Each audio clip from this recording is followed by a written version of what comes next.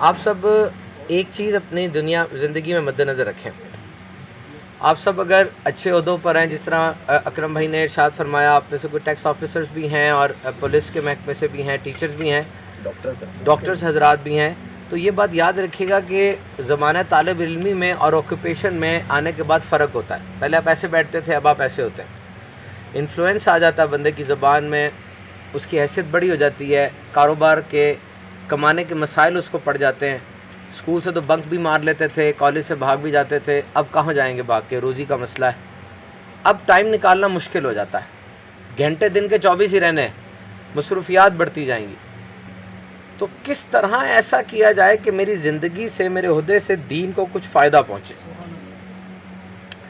Climate change दुनिया का सबसे बड़ा इशू है इस वक्त। कराची में 15 दिन हो गए बारिश नहीं रुकी, आज 15वां दिन है।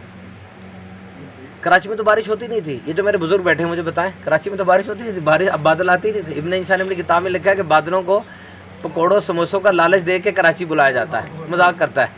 और अब क्लाइमेट चेंज सबसे बड़ा इशू है, लेकिन क्लाइमेट चेंज को एड्रेस कोई नहीं कर रहा।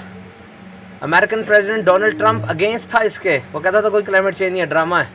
रशिया का प्रेसिडेंट व्लादिमीर पुतिन अभी भी अगेंस्ट है। बात करने के लिए ना मुंह बड़ा चाहिए होता है, बड़ा मुंह हो ना, बात निकल आए कबूल हो जाती है। मुंह बड़ा ना हो, बात निकल आए ज़ाया हो जाती है।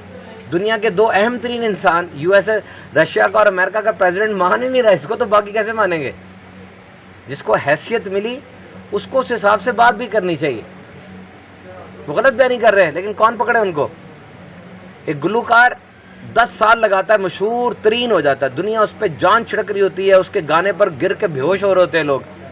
बोतल बनाने वाली कंपनी आती है, वो कहती है मैंने भी इतना ही मशहूर होना है जिस तरह ये था, लेकिन वो हो नहीं सकती। तरीकाकार क्या है कि उस गुलूकार के हाथ में बोतल पकड़ा दो, तुम्हारी बोतल भी उतनी मशहूर हो जाएगी। यही है ना एडवर्टाइजमेंट की टेक्निक। तो आपको अगर हैसियत दी गई है, आप उस हैसियत का फायदा दीन इस्लाम के लिए क्यों नहीं कर रहे। एक बंदे का फोन आता है, उठाते ही नहीं आप, 100 कॉलें करता रहे, क्या है, क्या बिगाड़ लेगा मेरा अगर मैं ऐसे कॉल नहीं अटेंड करता, बताएं क्या बिगाड़ लेगा मेरा, नहीं कर रहा अटेंड।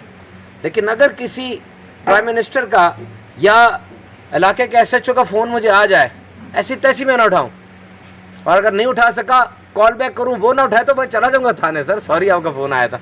ऐसा है कि नहीं। आपकी बात लोग मानते हैं, जितनी उम्रें आपकी हैं, जो आप में से टीचर हो सकता है 10,000 बच्चा उसका पढ़ के मुआशरे में आ चुका हो।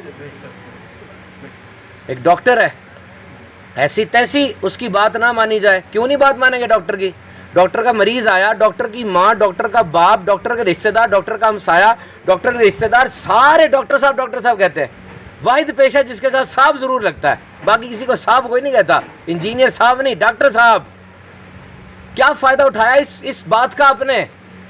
एक बंदा बोलता है दुनिया को हिला के रख देता है, एक बंदा बोलता है बेचारा कुछ सुनता ही नहीं। आपके ख्याल में दोनों से हिसाब एक जैसा होगा। अरे नहीं, वो बारगाह बहुत बड़ी है। अकाउंटेबिलिटी तो दुनिया में भी अलग अलग होती है। अगर आपको इख्तियार मिला, नेमत मिली, डरें। जैसी नेमत है वैसी पकड़ ना हो जाए।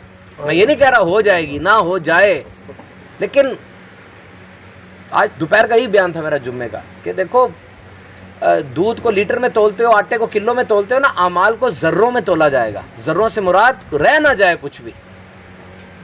तो इस बात से डरे कि अगर आपको अहमियत मिली तो आपने उसका इस्तेमाल कैसा किया। और जो आपके तहत आते हैं, अल्लाह रसूल का नाम और बिल्कुल अच्छी नीयत के साथ उनको कुछ दावत अच्छी पेश करें, उनको समझाएं। मैं डॉक्टर साहब को जानता हूँ, वो दवाई के लिए सुबह दोपहर शाम नहीं कहते, वो कहते सुबह फजर के 2 घंटे के बाद, जोहर के फ़ौरन बाद और इशा से 1 घंटा पहले दवाई लो। वो सुबह दोपहर शाम ही बन रही है, लेकिन नमाजों के इर्द गिर्द घुमा दिया उसको। एक डॉक्टर साहब जुमेरात को दावसामी का इज्तिमा होता है ना, उनके क्लिनिक के बाहर वाज़े तौर पे लिखा होता है कि आज जुमेरात है, डॉक्टर साहब इज्तिमा पे गए हैं, आप भी आ जाएं, क्लिनिक इतवार को खुलेगा। Message, it's a message. लोग 3 दफ़ा पढ़ेंगे उसे, अच्छा डॉक्टर साहब इज्तिमा पे गए हुए हैं। तो आप अपनी ज़िंदगी में कोई ऐसा काम शुरू करें जो आपकी और अल्लाह के दरमियान राज हो। मेरा दोस्त एक नस्फ में पढ़ता था। नस्फ पाकिस्तान का नंबर 1 तालीमी इदारा है, इस्लामाबाद में, आप जानते होंगे, आर्मी का इंजीनियरिंग यूनिवर्सिटी है। वो वहाँ से पास आउट हुआ, अब वो सिलिकॉन वैली चला गया है। दुनिया में इंटरनेट की पैदाइश जहाँ पर हुई, अमेरिका में। वहाँ पर गया, मुझे कहता मुझे कुछ बताया मैं क्या करूँ, नष्ट में तो आप आते थे, काम करते थे हम दीन का। तो अब उसको मैंने एक ऐसी जिम्मेदारी दी है जिसमें वो फंस गया है। वो कहता कि मैं ये काम नहीं ना करूँगा, नुकसान हो जाएगा। वो सिलिकॉन वैली में बैठ के दीन का काम कर रहा है अंदर, और जुमला क्या है कि मैं नहीं करूँगा ना, नुकसान हो जाएगा, कोई और नहीं करेगा। आप भी अपने आप को इस तरह फंसा लें। बंदा फंसता है तो काम करता है, यकीन करे, वैसे नहीं करता, टाइम ही नहीं है। कोई ना कोई काम करे, नियत कर लें सारे इस्लाम में इंशाअल्लाह, अपने ओहदे पर रहकर इंशाअल्लाह जहाँ पर भी हैं मेरी ज़ात से दीन का जितना काम